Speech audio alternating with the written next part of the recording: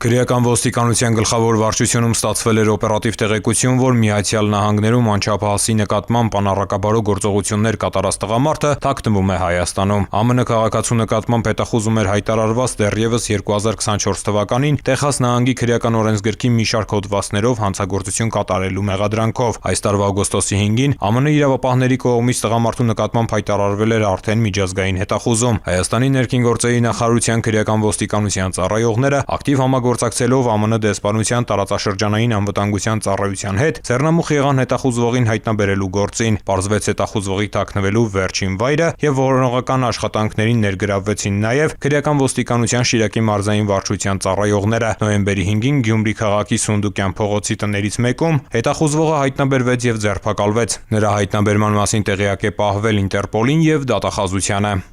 Ծանուցում ենթադրյալ հանցանքի մեջ կասկածվողը կամ մեղադրվողը համարվում է անմեղ, քանի դեռ նրա մեղավորությունը ապացուցված չէ Հայաստանի Հանրապետության քրեական դատավարության օրենսգրքով սահմանված կարգով, դատարանի օրինական ուժի մեջ մտած դատավճռով։